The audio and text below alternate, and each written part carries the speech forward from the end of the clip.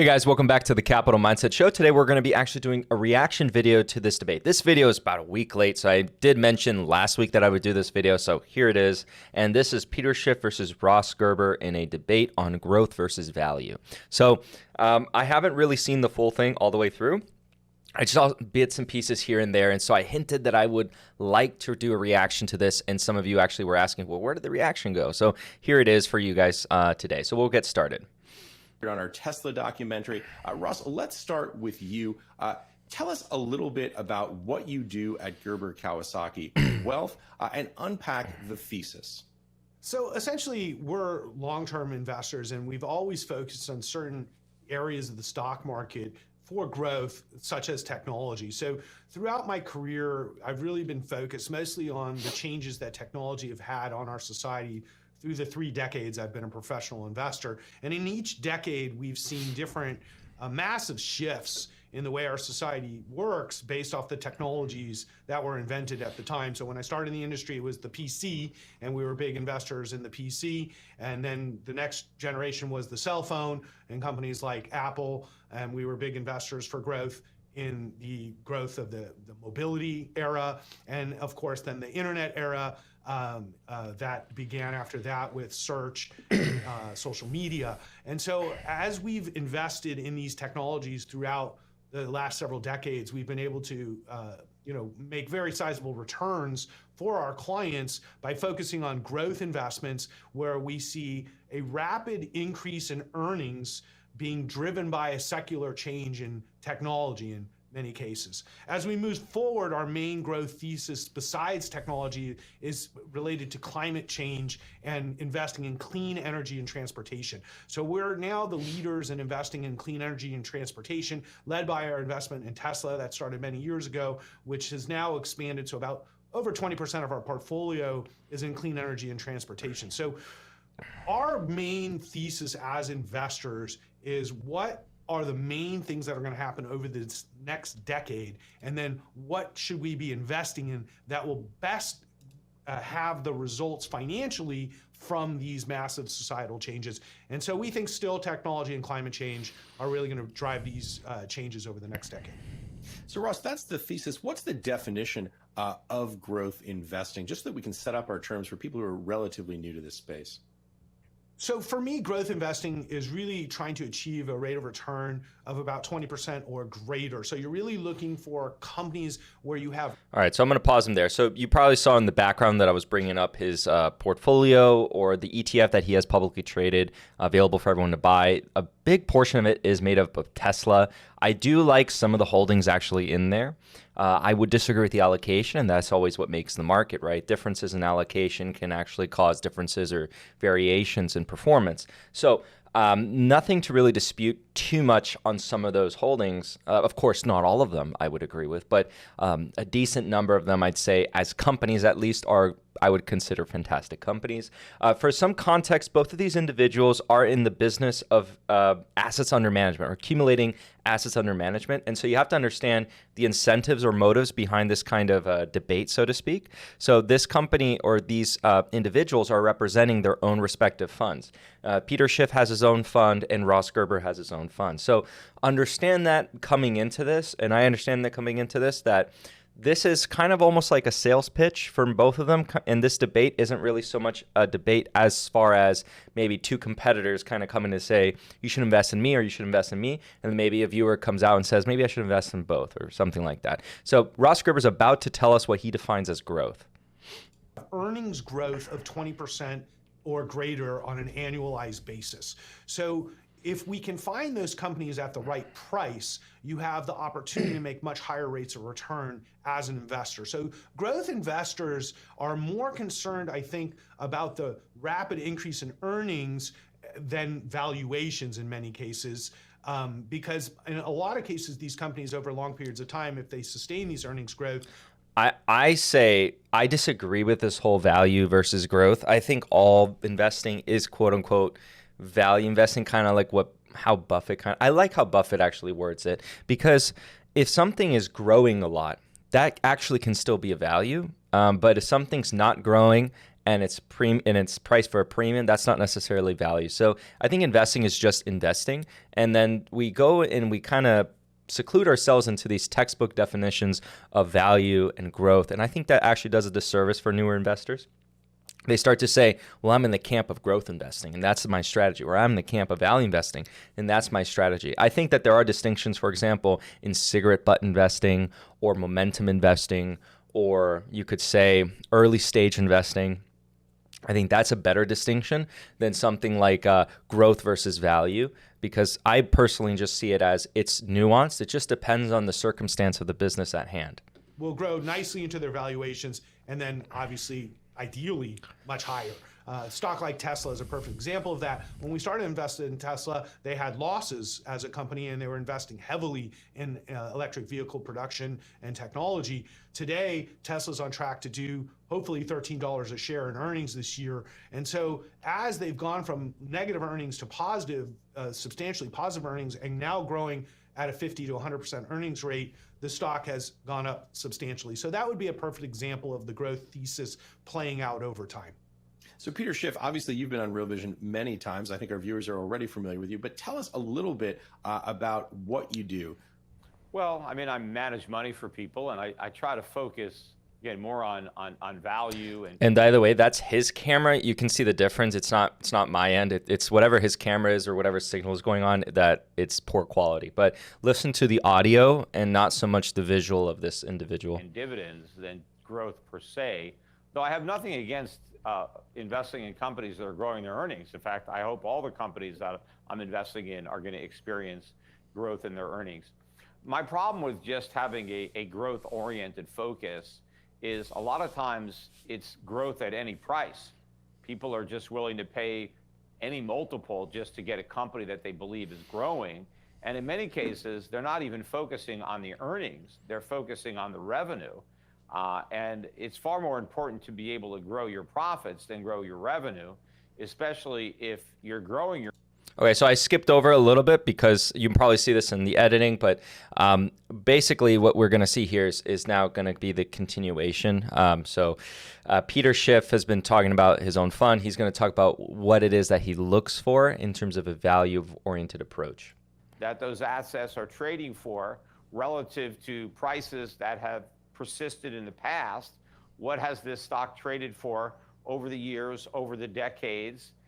And try to come to a conclusion as to whether or not the current price represents a good investment value, meaning you're getting a lot of stock for your money, you're getting a lot of earnings, you're getting a lot of dividends, you're getting a lot of growth, or are you paying what historically represents a high price? So this style of investing it's a tool. It's a way of actually determining value. So you're looking at historical multiples and essentially determining whether or not the current multiple is fair representation of the value of the company, and you kind of make it a decision based off of that, or it helps influence that decision. Now, the problem I see with using this approach is that it kind of ignores the nuances of what has kind of been happening more recently or what might happen into the future. So if you look at historical multiples and something typically trades at a 10, right? But it's trading at a 15. Peter Schiff's style right there, or not his style, but that specific technique would say, okay, well, that's probably overvalued. Of course, if I were probably confronting Peter Schiff in person, he would probably defend his point there and say, well, of course, I'd look at growth and context. I'm just kind of filling in the gaps just in case anyone is confused by that. Okay, and that's what my purpose is here. For a company. And generally, in order to get a stock cheap, there has to be some problem that is perceived out there. I mean, because people aren't selling stuff cheap unless there's a reason. So you have.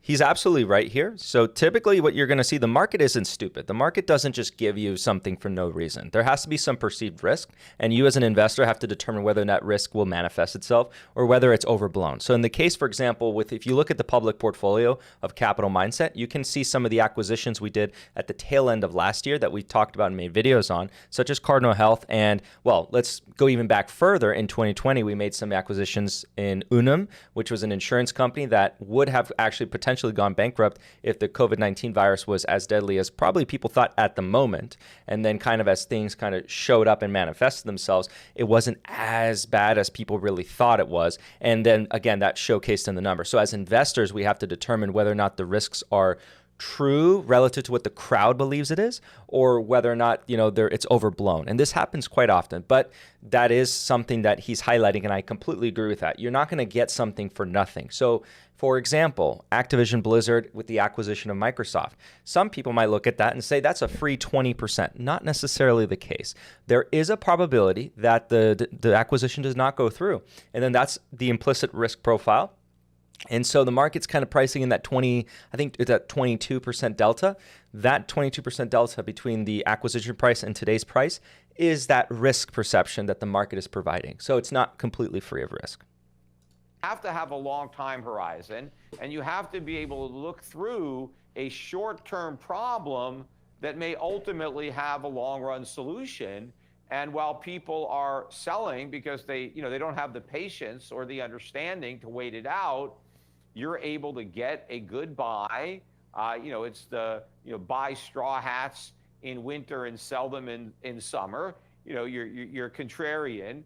And if you have a stock with a good dividend, you get paid to wait. It's not like it's dead money. If you're getting a really good yield, especially in an environment where there's no yield, every year that you patiently wait for the company to turn around, you make more and more money. And then eventually, the stock will come into favor again. There'll be positive news that drives in more buying. And at some point, the stock will reach a point where now it's expensive again. And you can take profits after having received years and years of dividends, and you can look for another undervalued opportunity. Yeah, so I want to pull Ross back in. Peter asks this important question. What's the price that you're paying for growth? How do you think about that valuation? So for us, from a simplistic viewpoint, we use a PEG ratio. So it's the PE to the growth rate. I've been using this since I was a kid. And so what we look for is a dislocation between the PE and the growth rate. So if the growth rate is higher than the PE, then we want to own that stock. Okay, that's a good stock to own. If the growth rate is equal, I hope he's actually simplifying it for the audience, but yes, the PEG ratio is a good tool to kind of, it's like the PE ratio, where the PE ratio is good to kind of, smell the air around you, smell the aroma, and see if, it's something that's completely going to turn you off from the stock or something that you want to look further. Because the PEG ratio, and let me change his face because that's a bad face. I want to be respectful to them. But regardless, so the PEG ratio is pretty simple. They actually had it up right there. So it's the price divided by the it's actually the PE divided by the growth rate. And so if the PE divided by the growth rate is greater than 1, that indicates that what? Well, that the growth rate as a percent is lower than that of the PE. So it's trading at a quote unquote premium. And then if the PEG ratio is below 1, that's supposed to indicate that it's undervalued relative to the growth. So again, that would indicate that the numerator is smaller than that of the denominator. Okay, that's how you get something that's less than 1. So a PEG ratio less than 1 shows you that it's undervalued. But again, just like a PE ratio, how we say in Capital Mindset, it's kind of like just the glimpse into what you might see and say, okay, well, if the PE is 1,000, and that might turn you off, but you might want to look further than that. It doesn't tell you the full story, and you shouldn't rely on it to tell you the full story. Okay, so let's continue here with what he's saying. Substantially above a 1 PEG ratio, we tend to not be involved. There and said I think it. that's Peter's point about there's a difference between buying a growth stock and buying a speculative stock. I would There's agree. a big difference. And I would agree. own growth and some value stocks as well, like Lennar right now with a 4 PE and earnings growing. I disagree with Lennar. Okay, so good he mentioned Lennar. I'm going to let him finish his point on Lennar, and then I'm going to share. 25% a year. It doesn't make any sense to me. We own that stock. It's a top holding in my fund. Okay, but I also own. Okay, so he says that's a top holding in his fund, and I just want to pull that up here.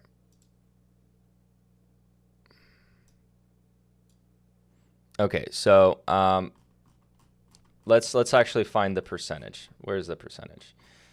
Here it is. Okay, so Lennar. Lennar. There it is, Lennar. Lennar makes up about 2.26% of the portfolio. So, just overall interesting that, I don't know. I think it's interesting. But the problem that I have with Lennar, and actually let's,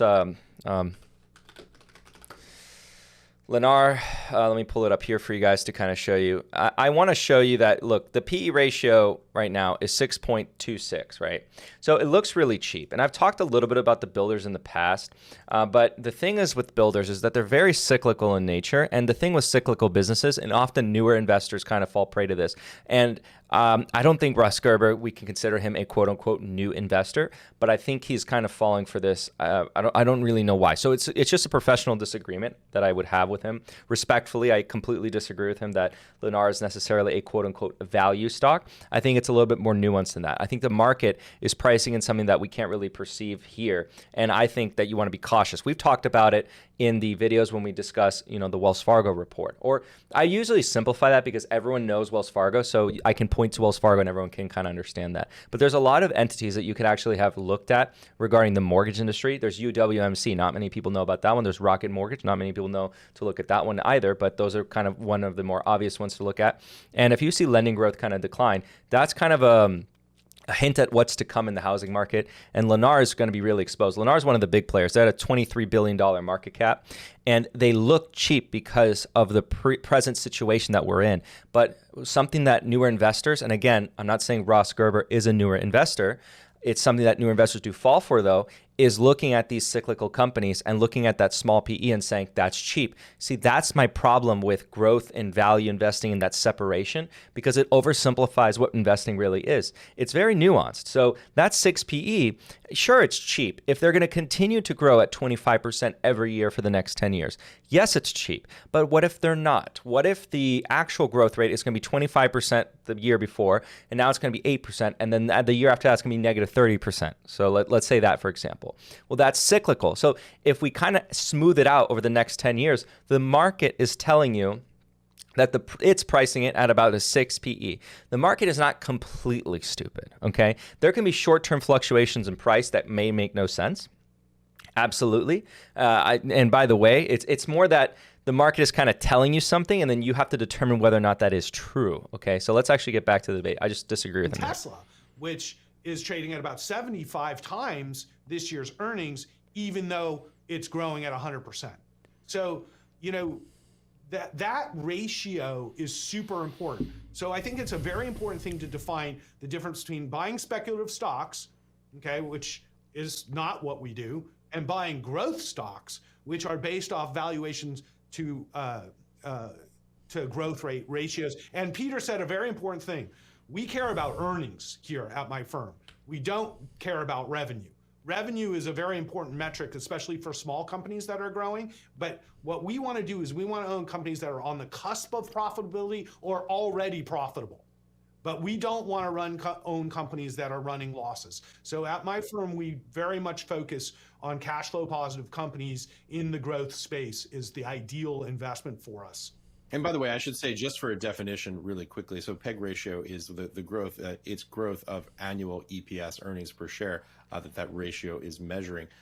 Peter, jump in. Yeah, I think that certainly is a better approach to what you've just described than what a lot of other people have been doing in just, buying anything that is generating All right, so you're probably going to see another cut there because they were just agreeing with each other. Just here you go. a value. I disagree completely. The degree of risk is related to how well you know the company and how well you can model out what's going to happen. Let me finish my point on a Tesla.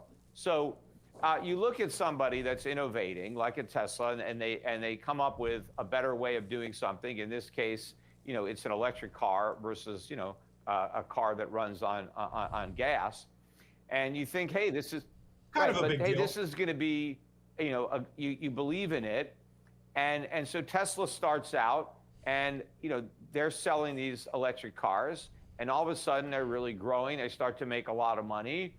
And they don't really have a lot of competition yet because not a lot of other people are doing it. But as Tesla succeeds and proves their concept is correct, all of a sudden a lot of other established car companies are like, hey, look at all this money Tesla's making. there is a demand for electric cars. Let's come out with electric cars.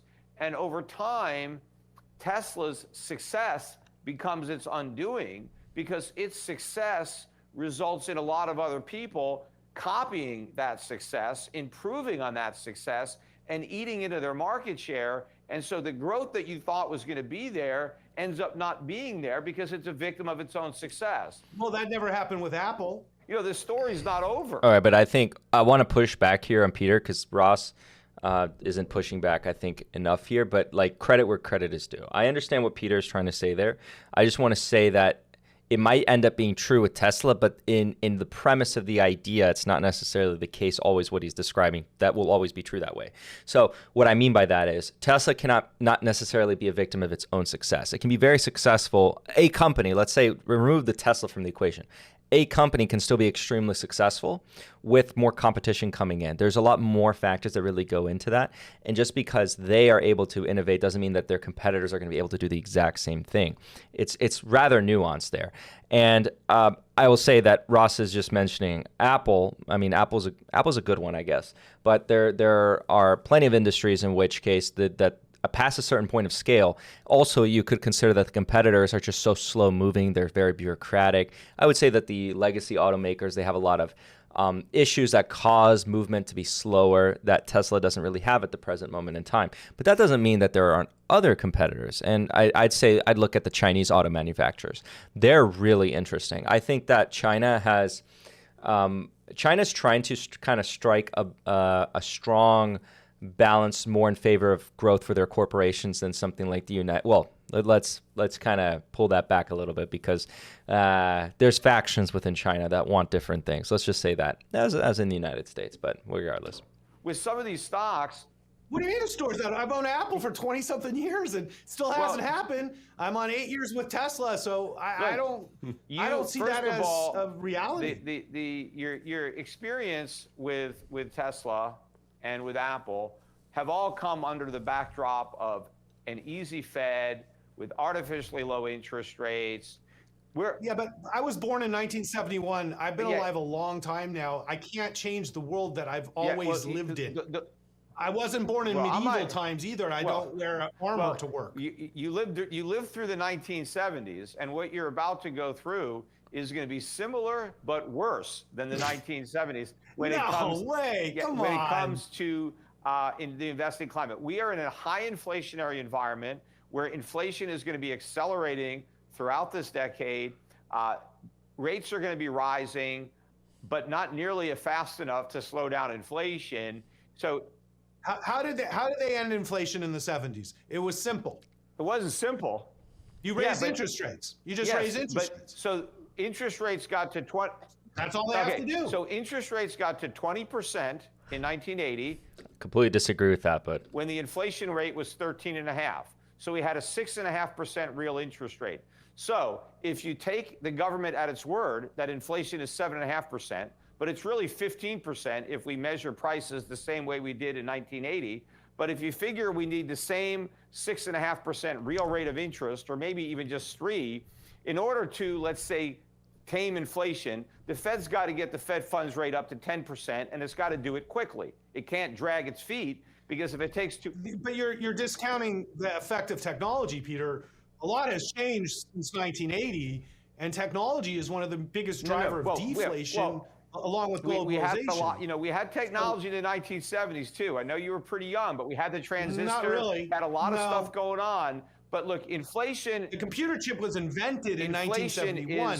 So there was not a lot of technology in 1978. Inflation is about money creation. It's not about technology. Yes, there's always ways to build things better and cheaper. That's what capitalism does. Capitalism lowers prices with productivity. Governments raise prices with inflation, and they create inflation by printing money, by running deficits. We have the largest deficits in our history. We have never had a monetary policy as inflationary as the one we have right now. We have record trade deficits. Actually, that's not true. In fact, our deficit is falling dramatically. No, it's not falling. We're running $3 trillion a year budget deficits. Our trade deficit, maybe no. That's not accurate, Peter. The current and look, he's probably referring to relatively. There's a little bit. of nuance here. The deficit's probably falling relative to where it was just now. Well, I'll let him continue. Look at the trade. Look at the Here, trade let me just deficit break in here numbers. for one Let me just second. finish this point. Look Here, at let the me trade. just because no one's Gosh darn it, let him finish. The trade deficit numbers that came out this morning, it was an all-time record high. Don't tell me the deficits are going down. They're skyrocketing. But the budget deficits in our country are not that big anymore. Yes, they are. Pierre, we were talking here. It seems like one of the ideas that you guys disagree on is the role of inflation and its impact on these investing strategies. Pierre, give us the 50,000-foot overview of your view on where we are right now in terms of inflation risk and what you see happening in the next 1, 3, 5 years. Well, the inflation risk is enormous. I mean, we spent the last decade or two creating inflation, but a lot of the inflation we created showed up in financial assets like the stock market. And, when inflation... See, that's where I think Peter really misses the ball here. But I get why he does it that way. Or maybe because like my whole thing that I try to talk about is when he rephrases it that way, yes, it was showing up in financial assets. But the thing is, he didn't understand exactly why. And this is why I say to everyone that QE is not money printing. QE is not money printing. If we actually did print money, as Peter sometimes likes to say, I like to think that Peter does that to oversimplify it so that the average person can kind of understand the premise. But I think it does more harm than good because it desensitizes people to money printing. If the United States government were to ever engage in money printing, the people would probably say like, oh, well, we printed money for like the past 20 years. It might not be that bad because my milk price didn't go up 1,000% or 100% or 1,000,000%, right? No, please.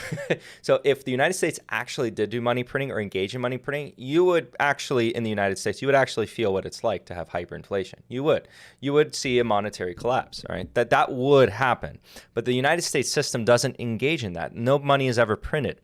Now, the federal government does spend money, okay? It does spend money and it borrows said money. And the implicit understanding is that money is actually accumulating in terms of debt. If the government were to ever, default on the debt, that's a different story altogether on its own. However, we've gone a little bit on the overcrowding effect of government debt and how that actually kind of impacts the private market and how that actually over time impacts the positive multiplier growth of the private economy and the negative multiplier growth of government spending. And so those distinctions are important. But one thing that QE does do is that it does actually cause some portfolio rebalancing within the actual banking system that actually can cause asset prices to rise, okay? And then that's why Peter Schiff should have been, I would have probably been more on his side if he had said this from the beginning, because it's kind of easy to follow along once it kind of clicks how it kind of works, the plumbing of the financial system. But when you kind of get the understanding that, QE is not money printing, it just creates Federal Reserves or reserve assets, and that's all it does. And so these reserve assets can lead to portfolio rebalancing. And then that basically is money that just ends up into the asset base, not really into anything else.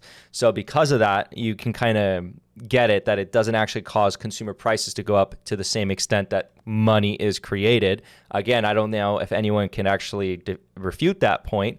Money has been created to a certain percentage, but consumer prices haven't risen to that same percentage by any stretch of the imagination. Like, we're not even close.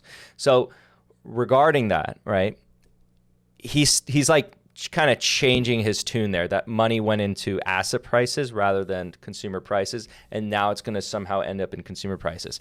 It's actually a bit of a problem that it has actually trapped money within the system, QE, and so that's this whole other issue or topic so I'll kind of just say my personal belief is that United States will actually end up more like a Japan-ish scenario, which is not a good one, except with the added nuance that United States still has the world reserve currency. So there's some differences in terms of the experience, but yeah. Inflation is making your assets go up. A lot of people don't mind that. I mean, that's true. Widen the divide between the rich who own assets and the poor who don't. Well, And then my counterpoint to this is that's actually more of an experience that we're having by the derailing of the long-term average growth rate of the United States. And again, if you actually look at the data that we've presented in previous videos, it shows that government multiplier is actually a negative effect on the overall economy past a certain point. And it's very easy to get past that point. And so if you have a massive negative multiplier that's actually growing year over year over year in terms of its contribution towards the economy, then you have a problem, right? Because if you look at it, for example, fastly growing economies, the wealth standards of the lower classes actually rise drastically, okay? So you notice that, for example, in probably stories you've heard about China or any kind of country that went through its growth phase, the standard of living rises. Well, the opposite can happen when growth rates start to decline. And in fact, you need to understand that if growth rates start to decline, the distribution rate at which wealth kind of disseminates, it will always actually coagulate, okay? It will always coagulate into a focal point.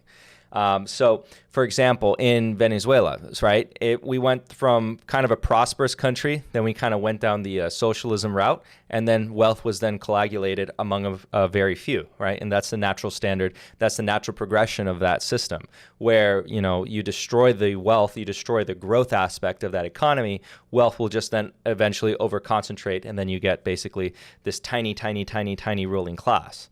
Okay, and then Cuba, same thing. The Soviet Union, same thing. So these are normal effects that happen when you actually destroy the quote-unquote growth engine of a country. Whether or not what causes the destruction of that growth engine is perhaps a different discussion altogether. But what we do know is that when you destroy a growth engine or whatever it is that you do that causes a destruction of said growth, you will end up with a greater proportion or a coagulation of wealth and power.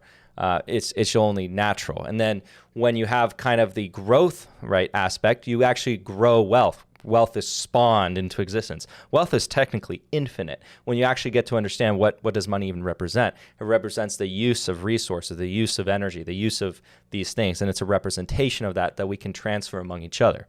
So just my food for thought there. But in general, you know, if people's stocks go up or their real estates go up, they think they're richer. But ultimately, all this inflation manifests itself in goods prices. We're seeing the tip of that now. Oh, want to also say he defines inflation the traditional way, which inflation of money supply, not prices. So he'll distinguish consumer prices, which I can get with. So consumer prices going up and inflation are two wholly different topics. That in how he defines it. Food prices, energy prices are going through the roof. They're just getting started. Prices across the board are going to be rising at the fastest pace in U.S. history, following the greatest degree of monetary excess in U.S. history, which is not over. It's going to continue. And the reason why I don't agree with this is because since the government doesn't actually print money and there's no actual money creation, it can cause distortions in the economy for sure with fiscal spending. We've discussed this in the past. Fiscal spending can be quite inflationary, especially when you kind of try to measure out the aspects of malinvestment. Malinvestment as an attribute to that spending can also be an inflationary thing, because if you misuse resources, that resources could have been used for another part of the economy, which, by the way, the economy is so complicated that it's like a game of whack-a-mole. Things that you couldn't... Kind of like the butterfly effect you see in some TV shows or movies. You change one little thing about the past and it affects the future. The economy is very similar to that. You change one little thing over here and you think it's going to have this isolated effect, right? But no, the effect's not isolated, and it actually just expands. And the next thing you know, everyone's just like being lit on fire or something, something crazy like that. All of a sudden, everyone combusts. But you get the point. So it's very nuanced in that. So. Yeah.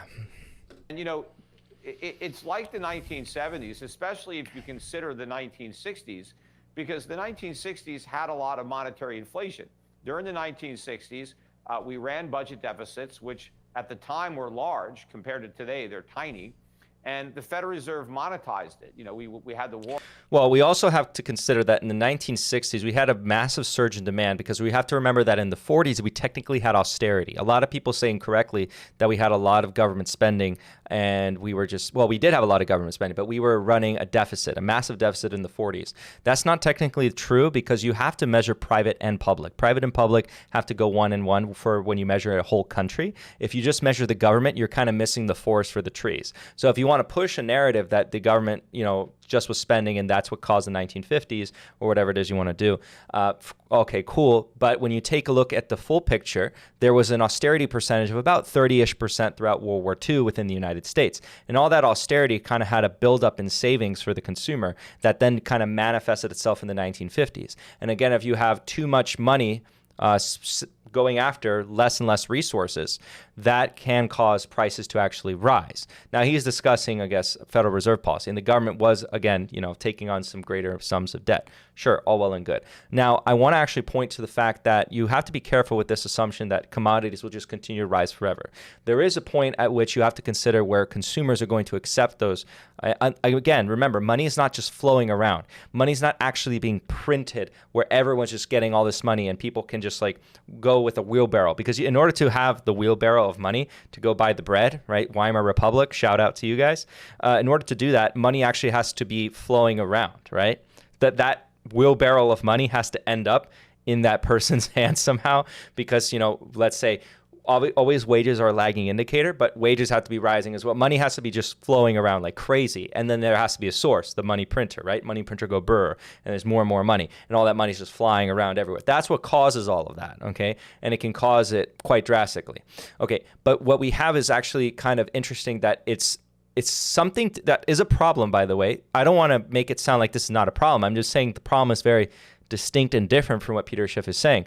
Look at the money velocity, for example. That's a problem. That's not a good thing that it's declining. China's is already worse than ours. So China's at a problem too. It's not that China's so good. China's at a big problem. But the United States is declining. And that's a bit of a problem. We don't know really what to do with that. Governments, so far, I have little faith in them fixing this problem. I think that there's going to be another type of massive problem that Peter Schiff's going to be right because he's always bearish. So then he's going to be right one day. But the nature of the problem or the cause of the problem will be quite different from what he's really espousing here. Because what he's kind of saying is that this money is just being created out of thin air.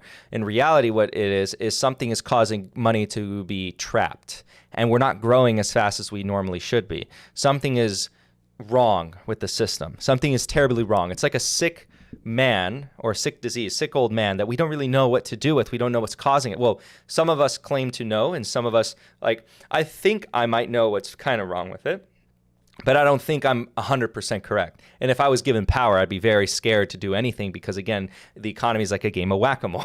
So if you do one thing, you know, more like I'd kind of be laid back in that sense. But regardless, we want to kind of consider, well, what is going on? Why is the money velocity falling so much? Why is it falling so much? Why is lending growth declining? Why is all these problems declining? Why is it that interest rates have to be so low for people to want to borrow?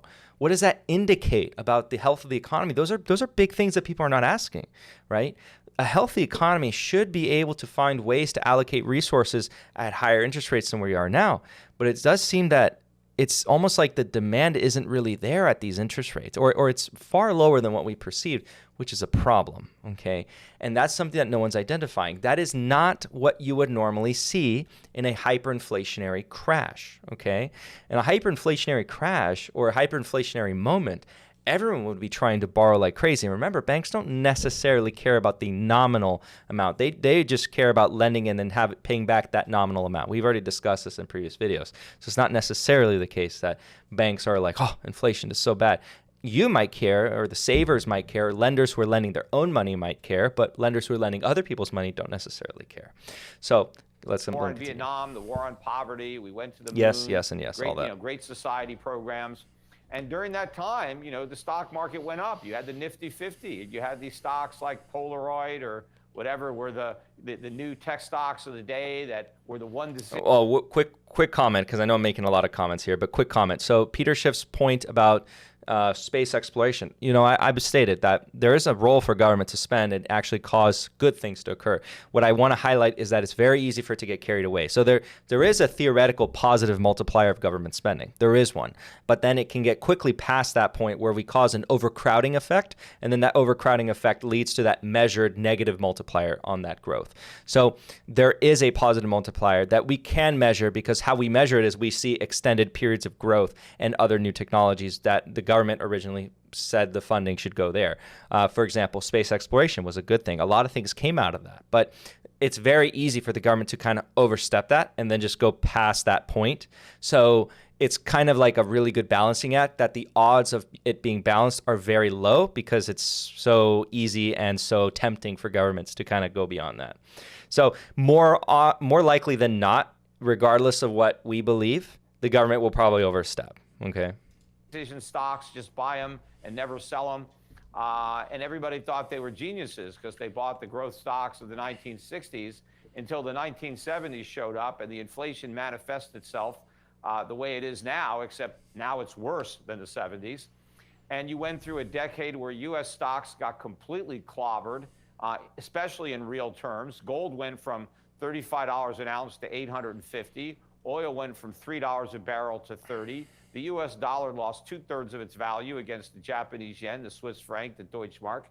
And, people just got destroyed. In fact, so much wealth was lost during the 1970s, not just in portfolios, but in the real decline of wages. So my point is, we're at a similar juncture now.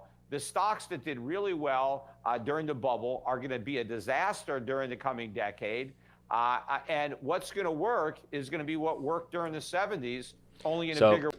So I'm going to actually come back to this graph because I like this graph. So this graph shows the real wages declined since the 1970s. But one thing it doesn't actually kind of highlight is what was kind of going on that Peter Schiff is kind of identifying. He calls it money printing. I would call it excess amount of debt and overstimulation or government spending starting to become into that negative multiplier effect. And then we start to slowly but surely derail from overall growth rates, right? But you also have to remember that we're coming off of a fantastic decade. So that's starting in 1970s. So we're going after the 50s and 60s and then entering the 70s, at which point we start to see this added measure. Now, someone might point to 1971, and I would say, okay, if you want my real thoughts on this, perhaps, I would say that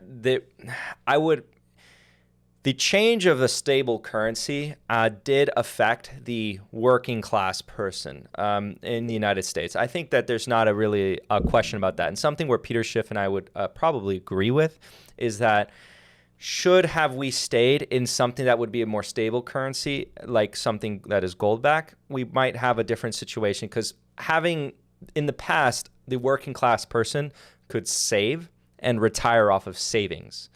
Now, you can't do that. So it forces the average person to take on risk, which is unfortunate because I don't think the average person should do that. It's not healthy. So I don't know how long this debt-based system will last, because typically we have three types of systems throughout history: debt-based, ledger-based, and commodity-based. We just left the commodity-based system. We're now in a debt-based system. Debt-based systems don't last forever, but I don't know when it's going to end, so don't ask me about that, by the way. Now, we did see a pickup, you can see, at like 2014, around there, and then it kind of has been picking up, so that's positive. So again, it's cyclical. We have to see how the story plays out, because maybe it is going to be on the rise. I don't know, but I will kind of just make that commentary there that perhaps, but something that I would say Snyder points out beautifully is that you need an adaptive currency. Of course, my pushback to Snyder there, even though, whole pushback on Snyder, would be that, we probably should be careful about that, because the probability that it gets out of hand in one direction or the other, especially if you give the reins of power to, let's say a centralized authority, that becomes a bit of a problem. Okay, so the answer is not perfect in either case. So you kind of have to pick the drawbacks and benefits, because the thing with the commodity-based system is that there might not be enough money when you want more money to be in the system, and that can cause its own problems. So very nuanced. It can be commodities, it's going to be foreign stocks, foreign currencies, emerging markets, value, dividends. Everything that made people rich during the past decade is going to make them poor during this decade. Ross, there you have it. That's about as crisp a case as I could imagine. Wow. For the pro-inflation view and this rotation trade. This is like Peter's dream come true. Like you missed the 70s so much. I don't miss them, but well, I'm safe to say that I see almost zero parallels between today and the 70s in any way, shape, or form. And I think your premise is certainly buoyed by this conflict that recently started 2 weeks ago, which has exacerbated inflationary pressures in a way that are very unique to the war that has. See, Ross is operating on a completely different definition basis. So he's thinking of inflation in the modern sense of the use of the word, which is rising prices. I can already tell by the way he said that, because a war cannot by itself increase the amount or sum of money. Just want to highlight that he just completely doesn't know that Peter Schiff is using a different definition. It's been started, and war has caused a tremendous amount of inflation, like the Vietnam War. Doing it again, yeah. This war wars has don't caused cause inflation. Oh, wow. He's correcting him. Good job. Okay. The way the governments react to that by printing money. So if prices go up for... So that's inflation. That's right. But the wars don't cause it. It's the governments that print money to fund the war. They need the money for the war. That's why they print the money. But they don't have to do it that way. I despise this because both of them are starting to say the print money. So everyone who watches this are going to say, yeah, we print money. No, we do not print money. Gosh. They could raise taxes instead, but they choose not to. They can raise taxes. No, that they have to print the money. We printed the money in World War II. We printed the money in Vietnam. We borrowed the money. We printed the money in No, Iraq. we borrowed the money. We printed the money in Iraq. We printed some money in World War II, but we actually raised taxes dramatically on the middle class during World War II, and the government to pay the bonds off. This was before, during the war. The government raised taxes. No, but we paid those bonds off back in World War II. After the war was over. We stopped doing that in Vietnam. After the war was over, we did that. No, things changed with Vietnam and in the 70s and 80s when. Listen, I don't want to do a history battle with you because understand history is subjective and we all look at it differently. You look at it differently because you don't. I know history very well. But let me just say this: the core point totally here cut it is here. about inflation. So, Ross, what's the counter case? I think that Peter has skip. What's the counter case? Economy, post-coronavirus, post-financial crisis, and that a lot of what Peter's saying is true about the fact that many financial assets gain value more so than they should because of incredibly accommodative policies, which as policies are changing as they are now, obviously the bubble pops. And we're seeing that right now in the stock market. And we see that as actually very healthy. We don't look at crazy speculation as a positive thing for investors. So the Fed has a very easy toolbook to end inflation if they want to, and it's simply taking away the cash. And so as they start to raise interest rates right now, we have every confidence that it will work in slowing the economy and slowing down inflation. So basically, if the Fed can raise rates to any amount to kill inflation, then, and we know that that works, as we saw in the early 80s, then they absolutely have a playbook to control and maintain inflation. Now, certainly when the war ends, which it will, because all wars do end, things like oil prices, wheat prices, food prices that are all being affected temporarily will come back into a more natural environment. But I still think when you're talking about asset inflation, okay, it's 100% related to the Fed and what that real rate should be for interest rates. And that rate will determine the value of all assets. But but remember, we live in a world where the government can't afford higher interest rates because we have $30 trillion in debt. So the way this world works isn't going to all of a sudden change to the 70s again, because nobody can survive in that world, including our government. You're proving my point. See, what I wanted to throw out, you just said the Fed has a tool. I am incredibly confused by his statement. His statement made absolutely no sense. He almost, I think he just refuted his point, and that's why Peter Schiff is smiling. And again, I don't necessarily agree with Peter Schiff on a lot of things. I think just Ross Gerber just did not piece that together well. So he said that the Federal Reserve, I'm mapping it out. The Federal Reserve has the power to stop the inflation, but the government cannot afford that stop of inflation. So then the inflation is not a problem because the Federal Reserve has the power to increase the rates to whatever. But at the same time, the government can't afford it. So therefore, we're not going to do that. But inflation is not a problem. Do you see the kind of loop-de-loop that we kind of entered there? So a bit of a problem there in terms of arguments. I think Peter Schiff is about to just smack him down here, but... And they can fight inflation if they just raise rates high enough. Well, let's right. say the Fed... I'm so confused, Ross. You just said that they can't do it. You just said they can't do it. ...is going to raise rates... Which is what they're doing. So they're talking about raising them to 1% or 2%. That's not... We don't know, but they're going to start raising rates. That's not going to matter. That's not going to slow inflation. Inflation will get faster with these little tiny rate hikes. So let's say the Fed... Why? Why would it go faster? Because you're still having big negative interest rates. If inflation is 7-8%. No, but your cost of living goes up when interest rates go up. Yes, mortgages and not, credit cards go up, so it slows the economy. It's That's not going to slow inflation. It's not going to cause people to stop spending and start saving. Because of course it is. Okay, so you're telling me, let's say interest rates.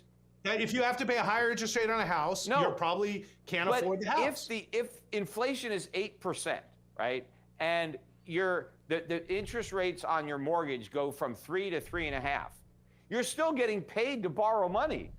Inflation is the long-term rate of inflation is not going to stay at 8%. Peter. Can we agree on that? That's where it is right now, or it's higher. The long-term rate of inflation over the last 30 years is 2 to 3%. First of all, so maybe it goes above trend line and we're at 3 to 4%. Forget it, but no, let's use a real number, Peter. 8% is not a real number. You know what? It's higher than that right now. If you want to get real, I'm just using the government's fake numbers. But look, answer this question for me, okay? Because you said they could just fight inflation, they could put rates high enough. So let's say the Fed has to put rates at 10%, half of what Volcker did, right? 10%, not 20%, 10%. Right. Now, so mortgage rates go from where they are now, 3%, 4%, they go up to 11% or 12%, all the adjustable rate mortgages, right? All corporate. And what would happen to real estate prices? What would happen to prices? Let me finish, right. All right. Go right down. Also, the federal inflation's gone. So the federal government's interest on the national debt goes from about. See but now he's switching over to inflation heading out. Well, we keep using prices. Okay, so prices of assets come down if the cost to borrow does rise. Yes. Now. This is all because we're not printing money. That's the problem here. We're not printing money. So then we're operating on a completely different premise. So then everything they kind of said in the beginning, kind of throw that away. Because if you're printing money, like, for example, Venezuela, we had the best performing nominal percent increase in stock prices in the world in 2018. We were up 200,000% as a stock market in nominal terms. You see that keyword? Nominal. In real terms, we were down 97% because we had hyperinflation occur. Our government quite literally created money out of thin air and threw it into the economy. It was just throwing it in, right, to pay for a lot of things. And so in that case, we will see hyperinflation. But we're not seeing that because we're not printing money. We're doing some sort of different thing with borrowing and all that stuff. So if the cost to borrow begins to rise, which I think it won't go that high for different reasons that no one here is covering, but I'll let them continue. Sorry. About $300 billion a year to $3 trillion a year. Now we need a massive tax hike on the middle class. We probably have to double or triple income tax and the payroll tax just to cover that cost. So the economy's in a recession, real estate prices are crashing, companies are defaulting on their debt, right? And we won't have inflation. But is this going to happen? Is the government, are we going to do all this to fight the inflation? They don't even have to come close to that. If they raise rates to 2%, inflation's done. Not even close. So why didn't prices are going to go down? So why didn't that? They're both operating under a completely different thing. Okay, so in the world where they're debating, Ross is wrong in terms of because the system that they're describing. Where the Federal Reserve can control it like that easily, and that inflation, again, we're approaching like 8 to 9%, and it's because we're seeing all this consumer spending and stuff. Schiff is right, Ross is wrong. But the thing is that's funny is that Ross is maybe more right on closer right to the prescription at the end, but for the completely wrong reasons. So I'm kind of at loss for words in terms of how to kind of articulate this, because they're debating each other on like a different premise of how the financial system operates under. But yeah. Why did Volcker have to go to 20% when he could have just gone? Like Schiff is completely right from the premise of where they're arguing, from this battleground. It's just maybe they're on the wrong battleground. The two. Because that was 1970. But we were in better economic shape then than we are now. We're way worse now. That's not an Let's argument. Pause here and frame this. Yeah. Frame this, please. So what we're talking about here is the ability of the Fed to get to. Yep. There's obviously the conversation about 7 rate hikes in 2022. Open question about whether or not they're going to get there. So the question on the table right now is if the Fed gets to 175 basis points, 2% in that range, does inflation get tamed? I want to get each one of you to weigh in on that. At 2% federal funds rate, what happens? Rates, let's say the pre-war environment we had. So if the 10-year rate goes up sort of in lockstep, which we think the 10-year should be around 2.5% to 3% over the long term. We do think inflation will average a higher rate than it has in the past. We think that that'll work. And I think the markets will show you that. But the Fed doesn't have to be that aggressive to get results, because the whole society is functioning around 0%. So if our whole society functions around 0% and we go to 2, let's say, it's going to have an effect. It's going to have a pretty strong effect in slowing the economy and slowing inflation. And I think with all these high prices, we're already seeing the economy start to slow because of that as well. So the Fed might not even be able to get to 1 3/4. But if the Fed gets to 1 3/4 and then the yield curve flattens, then we're going to have a recession, and then we won't have to worry about inflation at all. Recession is not the cure for inflation. In fact, historically, it worked recessions make inflation worse, because not in 1980. But he's using I have to intervene here, because Ross is actually saying an example in the 1980s when the Federal Reserve, again, they're debating in their battleground. I'm going from their perspectives, their arguments. 1980 was the time of very high interest rates. So he's saying like a recession, but the recession was caused by extremely high interest rates in order to curb that inflation that he says, or that neither of them are debating, I guess, that the inflation rates are pretty stark in comparison to the 1970s, or similar at least. And so he's kind of just saying that's the recession that stopped it, but ignoring the fact that the interest rate was, closer to 20-ish%. So again, in their battleground. So when you have a growing economy, you produce more goods and services, and that tends to keep prices lower because of the greater supply of goods and services. I love that. But in a recession, the supply goes down. And what generally happens in a recession is the Fed stimulates with money printing. Generally. And so you end up with a reduction in supply and an increase Not money printing. in demand due to money printing. Not money printing. And you have a lot of inflation. In fact, if you look at countries that have experienced hyperinflation, it never happens in a strong economy. It's always in a very weak economy, an economy in a depression where you have a hyperinflation. Yes, that's and true. So we are headed into a very dangerous environment if the Fed follows through with these tiny rate hikes, so that over the course of the next couple of years, we get up to 1.5%, 2%. Inflation will be much.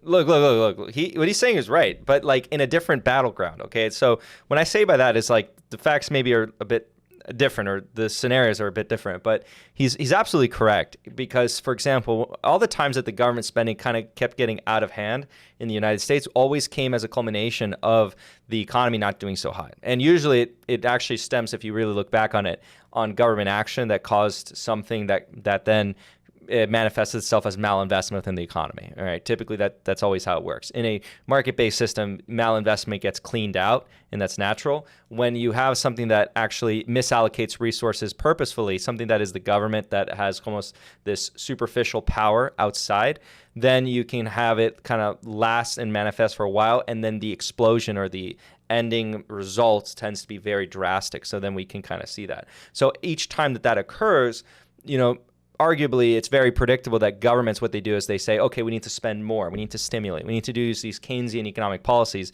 to kind of stimulate and grow the economy further and further and further to kind of get ourselves out of this without understanding that their spending, in fact, is perhaps causing a negative multiplier, a crowding out effect, all these other things we've been talking about in the past. So with that being said, it does make the situation worse. And then if you kind of predict it, if it makes the situation worse, it's only going to get worse. So there's only one direction I expect, for example, money velocity and long-term growth of these economies to go. It is continually getting lower. And again, I'm not going to be a genius for predicting that. That is where things are kind of heading, right? It's not something that's like, oh, you're just like crystal ball. No. It's like naturally, if you see kind of, it's almost like textbook that it's working out this way. Since about the year 2000, even a little bit before, United States has been falling and slowly below trend line. And then this trend line decline has missed out on a massive amount of potential gain in the U.S. economy. And so all that together culminates into a lot of the problems that people are kind of experiencing today. And Peter Schiff is absolutely right. These things get worse as things get worse because the government kind of just does more of what it previously did because it won't ever think it's the problem. Much higher 2 years from now than it is today. And so the real interest rates will be even lower at 2% than they are now at 0. Now, where the yield on the 10-year will be depends on how big the Fed's balance sheet is. If the Fed doesn't return to another, big QE program, if the Fed actually follows suit and shrinks its balance sheet, yields will be substantially higher. I mean, you won't even be able to see 3%, with a microscope. But so why are all these institutions buying bonds right now? I remember when I was shorting the subprime mortgage market. Okay, so this is where they're kind of just both touching the different world that exists out there. And so, Jesus, man. He's so grainy. I'm talking about Peter Schiff's signal here. But what Ross Gerber's just said is, why are institutional buyers buying right now? Because neither of them are kind of operating on the proper battleground. They're kind of debating on a separate battleground where it's a world where the euro-dollar system isn't the dominant system. It's a world where the Federal Reserve has absolute autonomy over where rates go and doesn't necessarily follow rates, which is a whole separate argument. But what's interesting is that within their battleground, I think Peter Schiff is making the proper points. So if you kind of get what I'm saying and I'm going to actually pause this and you're going to see part 2 later, but to kind of finish us off here today, and we're off out of the library because we're ignoring the knowledge base. So we're going to go to the office real quick, the executive bathroom. So kind of to finish us off here today, I just want to say it does depend on the axiomatic beliefs of the individual kind of having this debate in the first place. So Ross Gerber and Peter Schiff are coming at this from a perspective that is different, for example, to mine. And so I'm adopting their perspective in kind of judging this debate here. And I think that Ross Gerber is not he's not making a good argument for his case. I think Peter Schiff is making a better argument for his case within that understanding that is the world in which they believe how it works. Okay, more likely of if I were to interject my opinion, is we're going to see a declining velocity continue in the United States. The United States government will continue to kind of expand spending in an effort to continuously stimulate, and the government will actually become a larger and larger portion of spending going forward, unless something else like drastically changes. I'm just going off of what we're seeing as a trend. And then if that were to happen, we should see declining velocity of money, declining growth rates for the United States economy, and then other problems start kind of manifesting themselves like a game of whack-a-mole, right? So things that you wouldn't really expect. I would expect, for example, income inequality to kind of increase again, and I would expect other aspects of the economy to kind of worsen in certain areas of the country as well. I would expect greater inefficiencies in other parts. I would also expect greater maluse of resources or malinvestment. And then that can have its own effects separately in terms of little mini crises. But all these things kind of will go. What I will say is ending on a positive note before we continue on to part 2. And part 2 will probably release the day after. But kind of closing us off this today, if you're an intelligent individual, none of this matters because intelligent people always kind of maneuver through these systems. And if you're entrepreneurial, if all that, none of this will really matter. The only people who really get harmed in terms of this bad use of resources at the end of the day are those who are probably not privy to understanding these things and don't necessarily know how to navigate. Those who are, already wealthy, they're not going to really care about any of this. In fact, it's probably it's probably a non-issue for them for the most part. So yeah, that's kind of my perspective on this. Again, from their personal, where they're coming from, I think Peter Schiff won this so far. We're going to see in part 2 if Ross Gerber comes back and doesn't hold any punches. But let me know down in the comment section below, what do you guys think of it so far? Again, I'm stopping it at about an hour because it's quite long. And then I'm going to continue because we're about halfway through this debate. But yeah, thank you guys so much for watching, and I'll see you guys in the next one. Bye.